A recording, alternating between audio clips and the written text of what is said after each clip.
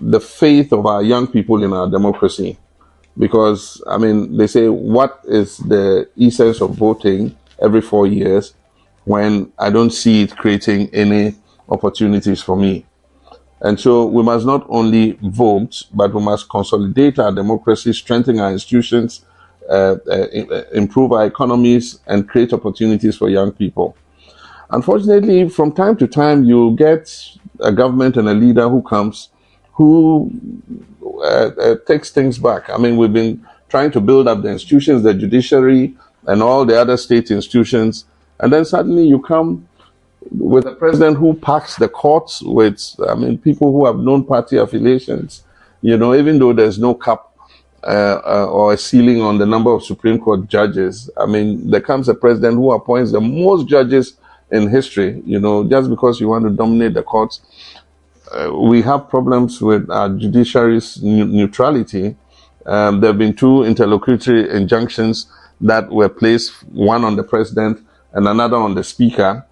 And then suddenly the judiciary call for hearing of the interlocutory injunction against the speaker, when the interlocutory injunction against the president was filed first, you know, and I mean, it leaves a sour taste in people's mouths. So I am for strengthening state institutions, and I believe Whenever I say my PENDREAM TV there, I see them yopo. You were till for a PENDREAM TV in Pacho. When you say the news not all from an eddy bro. News say all babeti in Pacho. So what do you want to Trebia and also what do Trefa news be I present your platform where you saw for your voice note not for sending it. I was 0277 128 777. The debate 2 PENDREAM FM so Magana for you not on young court and a story eddy bro. You prefer to be called just John? John is fine. So, welcome to London, and Thank you're you very here much. to give a lecture on the transformative effects of technology in 21st century Africa. Great to welcome you here for this RAS interview. 30 years after the end of the Cold War and the restoration of multi-party democracy in Africa, there are added challenges emerging with French Sahelian revolts and protests against France and its so-called neo-colonial interests, and the threat posed by jihadis. What are your thoughts about the way forward to counter the emerging terrorist threat? First, let me just comment on the developments in West Africa. Post-colonial West Africa, France maintained quite a close relationship with its colonies or previous colonies. UK has been a bit more detached and left its colonies to fend for themselves. It is a pushback against that stronghold, you know, in respect of them wanting to manage their own affairs. Africa's demographic is changing. There's a young and growing population that is exposed and enlightened, knows what's happening in the world, and are not prepared to be tied to anybody's apron strings. I mean, our young people are tired of living on the richest continent that has the poorest countries, and they believe that with the kind of resources Africa has, it should be able to leverage itself and create a better life for its people. Be that as it may, the countries in Africa have not grown at the pace that keeps up with the changing demographic. It was estimated that to be able to provide enough jobs and provide sustainable living for Africa's population, Africa needed to grow at 8% and above consistently for the next 15 to 20 years. Unfortunately, growth has been sluggish. I mean, sometimes in some countries when they've picked up, there was a time when Ghana was the fastest growing. We got 14% GDP growth. But then there comes a world economic crisis or a shock, and then things, you know, go back and you have to start all over again. And so we've not been consistent in terms of creating opportunities for young people. And once that happens, then it means that people who have, you know, some adverse feelings towards the state, you know, is become, or if they feel that the state does not exist for them, become easy recruits to, ideological insurgencies and terrorism and others. So yes, the threat is mainly Islamic. There are different groups, Al-Qaeda, ISWAP, and all the other groups that are taking advantage of what the situation currently is. It started in Mali, northern Mali, and it was an agitation by the Tuareg people mainly because they thought they felt marginalized. But since then, other groups have infiltrated and spread broadly across the Sahelian belt. And so it's a threat not only to the Sahel, but there's always the fear that it might spread downwards to the coastal states. So how would you address the specific problem relating to the youth and the appeal to the youth that you mentioned there? I do think that we must do the things that make our economies create more opportunities for young people. And to do that, we must begin to think outside the box. I mean, we've practiced this model for how many years and it's not working. And so something must give. Africa must make more from its natural resources to create a better life for its people. And so one of the things would be to see how we're just not extracting and exporting, but that we're adding value to those things, creating jobs internally. I mean, since Gaggisberg, we've exported raw cocoa beans. Why are we not producing the butter? Why are we not producing the chocolates? We've been exporting raw gold. Others are refining it. And they say because you don't have an LBMI certification, you cannot refine gold unless you have that certification. That certification comes from elsewhere that does not produce gold. We must act in concert to change the structure of the world's economic relations in order that Africa can have a fair chance to be able to create, opportunities for its population. Parcelelo. Okay, yeah. I was going to go right on to the a follow-up question about whether ECOWAS could have done things better in handling the coups in the Sahelian coups. Because I'm interested, Mr. President, in taking you up on what you're saying about the kind of youth productivity and employment crisis and these young putschists coming into power with kind of Sankara-esque idealism, and what you think of that, and then you have ECOWAS on the other hand, with profile of leaders, let us say of a certain age, basically completely shutting the door on these coup leaders. Could ECOWAS have done things differently? No, I think that what ECOWAS did was just to apply the rules in the book. But remember that those rules were formulated years ago. That, I mean, if there was a coup d'etat, this is what you had to do. You had to expel the country, place sanctions on the country, and so on and so forth. But we need to look at those rules again and note it, and also note that these coup d'etats that are happening are the result of a loss of faith of our young people in our democratic experiments. Our young people are tired of corruption. They're tired of the poverty. They're tired of poor infrastructure. And they believe that the democracy is not delivering the dividend for them that is required. And so that's why, there's this pushback.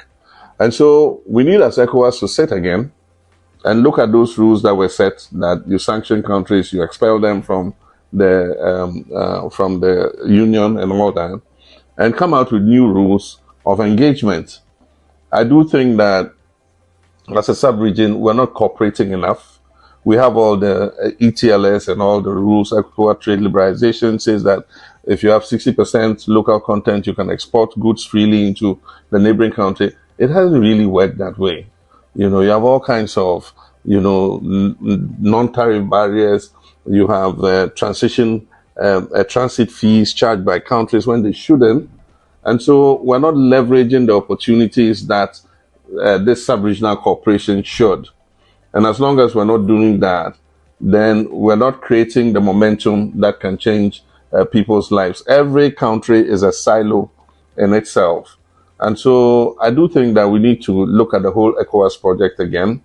ECOWAS has been in existence since 1975. Indeed, it's the oldest, sub-regional cooperation bloc. And it was formed before the EU. But I think that the EU has gone far more in advance of ECOWAS in terms of really integrating our people. And so we need to sit and have second thoughts about the whole ECOWAS project and see how we can make it work, especially for the young people of West Africa. But happily, the sanctions have been lifted. I think that creates the beginning, a platform for some rapprochement to be able to take place. Yes, well, I'm glad you raised the question of economies, which obviously raises the important point of the cycle, or when the cycle Africa is. We've seen financial collapse of 2008, people suggesting that the economic cycles are getting shorter and shorter between boom and bust. The suggestion is that Africa may either be on the verge of a renaissance, depending on who you speak to, or indeed on the verge of a depression. It's a very variable picture. Even as people are enthusing about the potential of the AFCFTA to create that kind of internal knitted market that you're talking about and reboost economies. I wondered if you would describe yourself and your approach to the AFCFTA, the African Continental Free Trade Area, as Nkrumahist, and what your thoughts are of its potential for transforming the continent's economies. I think that we've all come to the realization that Nkrumah's call for African unity was justified. And he had advocated that we should unite quickly before we get used to living in our independent states with our own flags and national anthems. Unfortunately, he did not win the argument, and we are 54 countries. And so a time came when we said, okay, we lost that moment. There's no way we're just going to suddenly integrate 54 countries in a flashbang. And so happily, we have 5 sub-regional groupings on the continent. And so the decision was taken at the time that, okay, why don't we go ahead and consolidate the sub-regional groupings? And when we have done that, we open up,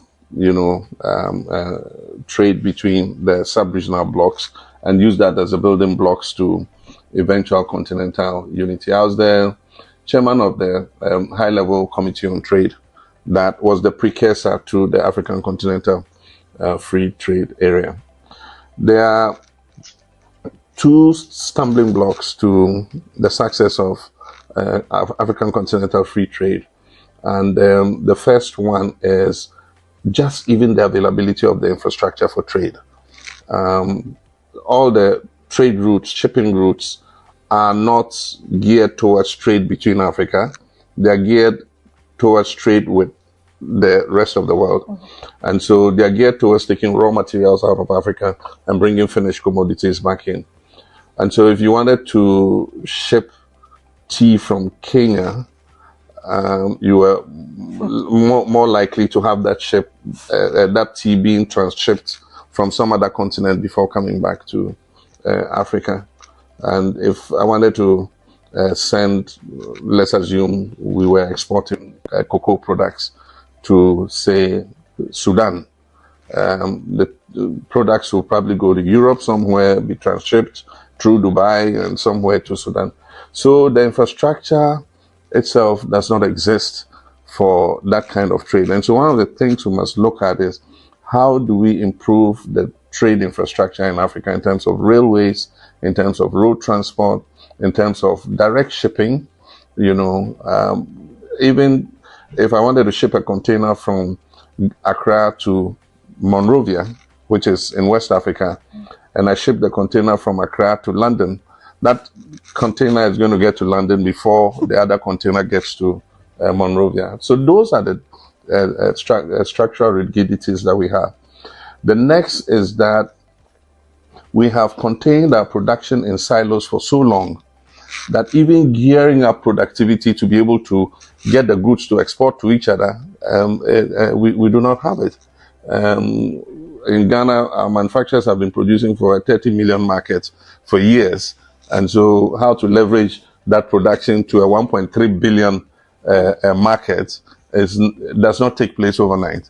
And so changing the orientation of our manufacturers to know that it's okay to ramp up production, put in new production lines, find new markets in the rest of the continent is something that we have to do. And that's why I'm advocating a 24-hour economic policy, asking our manufacturers to put in additional shifts, increase production. We have a pharmaceutical industry in Ghana that has been producing mainly for the Ghanaian market. I made some investment there. I gave them 50 million cedis at the time, which was about $10 million to expand their production so that they could export into the ECOWAS trade area, because at the time we were signed up to ETLS, but not to African Continental Free Trade. So some of them ventured into Sierra Leone, Liberia, into Burkina Faso. And so you'll still find Ghanaian pharmaceuticals in those countries. But how do we ramp it up to not a 300 million market, which is the ECOWAS market, but to a 1.3 billion continental market? Those are some of the things that we as a continent must resolve. Do you think the political will and business will and interest are there to ramp up the production? I do think they are there. It's a few infant steps at a time, but I think it will pick up as we solve the rigidities. For instance, we are looking to raise money to build the Abidjan-Lagos highway. I mean, if you look at West Africa, the biggest trade volumes are in that corridor between Lagos and Abidjan. And yet there is no highway that allows seamless movement of goods across that corridor. And so when I was president, we signed the MOU for the Abidjan-Lagos corridor. And I think it's gotten to a stage where they're ready to go on the market for funding to build that corridor. If they do it, and we reduce the snap checks and all the police barriers and all the, impediments in that way, and that a truck can move seamlessly from Lagos to Abidjan to deliver goods, I think that will be the beginning of something. I know that in East Africa too, some investment in the rail is taking place in Tanzania and things to open up landlocked countries to the ports. So we're beginning to see a movement. Something is beginning to happen. And like I said, these are infant steps, but if they pick up, I'm sure that things will change on the continent. Pastor Lelo. Mr. President, can we go back to the democracy question? You've been an incumbent, an election observer, and now an opposition presidential candidate.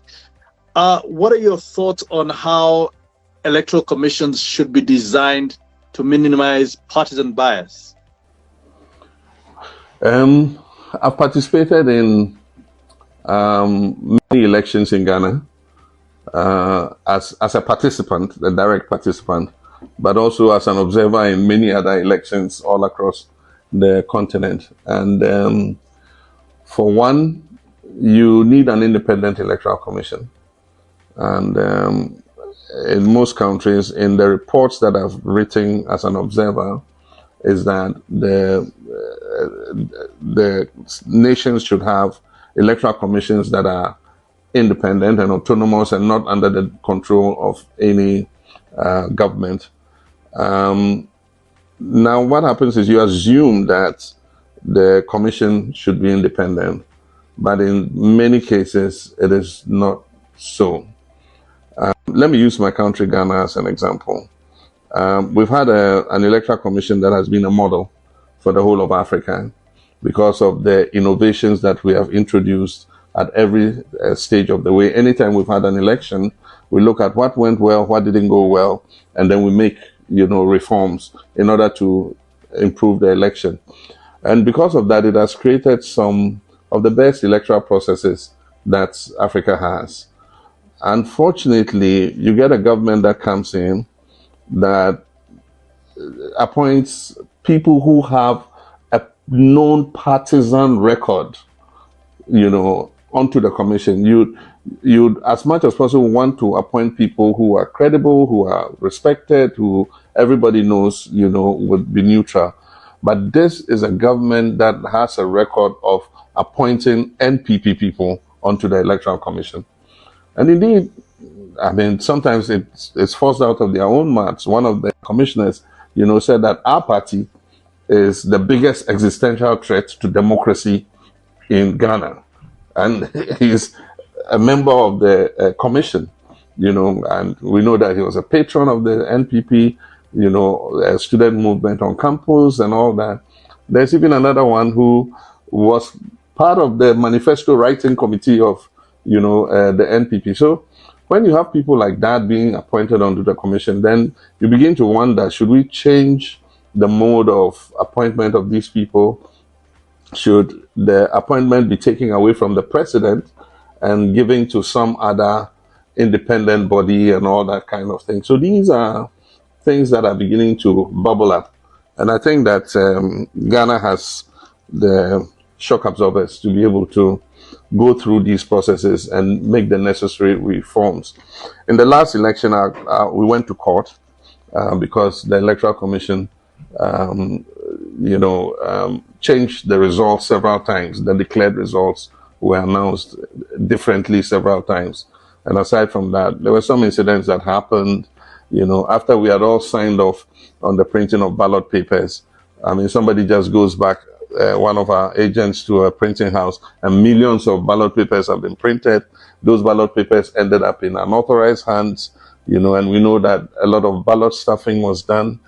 Many of the places where they couldn't stuff the ballots and didn't want the evidence to remain, they went and chucked them away in some bush, and we found pre-printed ballot.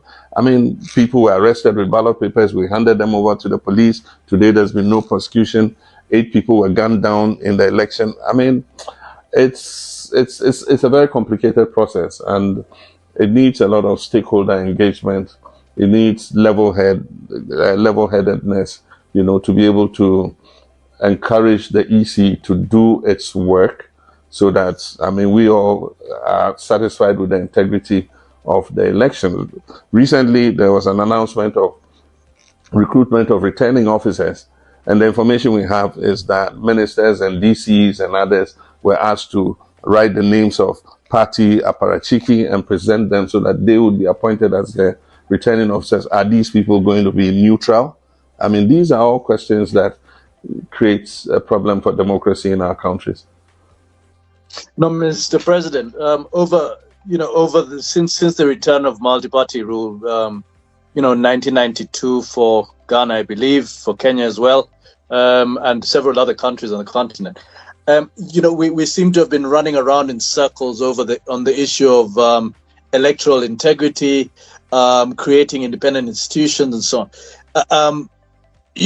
Can we continue to say that this is merely a question of kind of slow-moving evolution of our own kind of democratic systems, or is there something else going on? Because across this continent now, the people are losing faith in elections. They know, they're very familiar with the Stalinist saying that it's not so much the vote that counts, but the people who count the votes.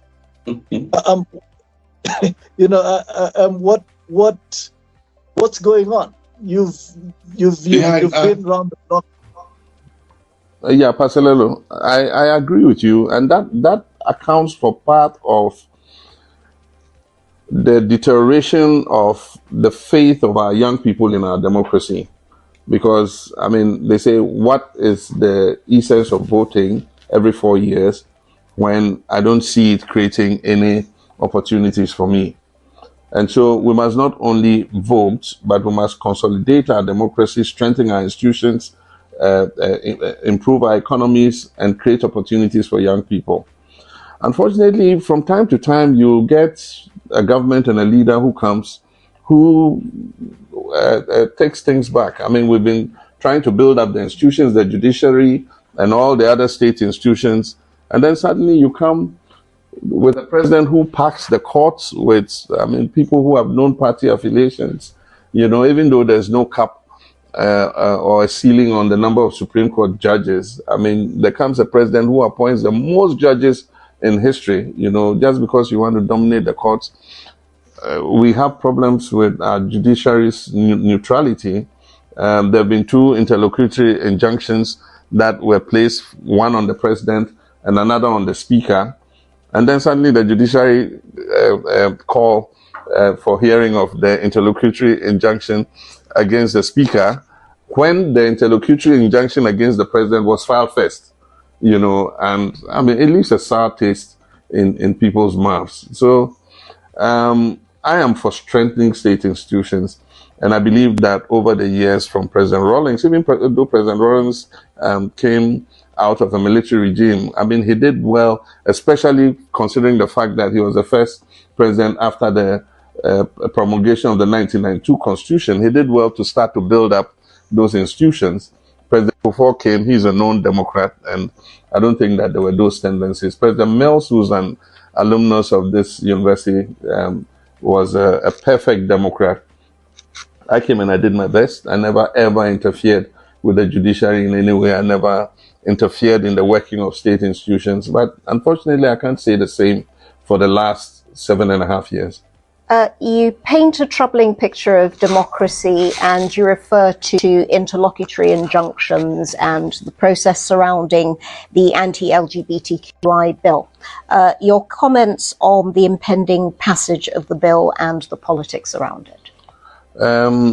It was a bill that was moved by private members. We call it a private members bill. And there were 4 members from the NDC side and 1 from the MPP side. So we can say it was a bipartisan bill. The bill has been in Parliament for quite a while, and eventually it was passed. Now we're faced with, when a sovereign parliament has passed a bill, can anybody say that bill should not pass? It's weighing our democracy, because the people's representatives have voted and it was unanimously passed. There was no objection. But it goes to the president, and the president says that the Attorney General has advised that he shouldn't sign it because it places a charge on the state. And the rule says that a private member's bill must not place a charge on the state. Article 108. Yeah. But the Constitution also says that after Parliament has finished the bill, it shall present the bill to the President for signature, for assent. And the President can assent, and it becomes law, it becomes an act. Or the President can dissent and return the bill within 7 days with stated reasons why he thinks that there's a problem with the bill. Or alternatively, he can refer it to the Council of State for advice. Now, what has created this situation is the president says, I won't sign it because some individual has gone to the Supreme Court to put an injunction on the president not to sign it. And I believe that that's not constitutional. The constitutional process must go through, because that is the absurdity that is happening. And so somebody also goes and sues the speaker and says that I have a problem with the process of approving these ministers, so you cannot pass them. And so if we left it for any individual to go to the court and pass an interlocutory injunction, and because of that, constitutional bodies are not carrying out their duties, we'll end up in absurdity, which is what we are in currently. And so there's an impasse between the two bodies, and we wait to see how it will be broken. The suggestion by the likes of Martin Bibu is that the legal procedure is perfectly within order.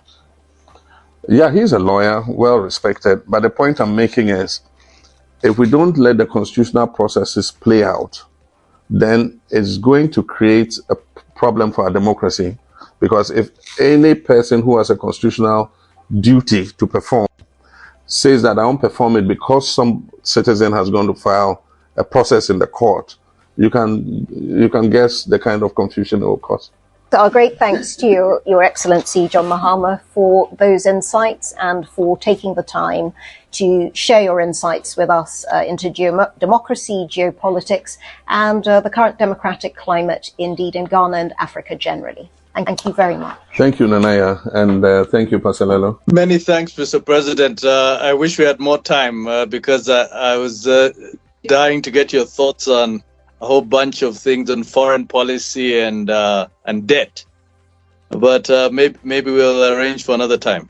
Yeah, let's do that. Thank you very much. Thank you.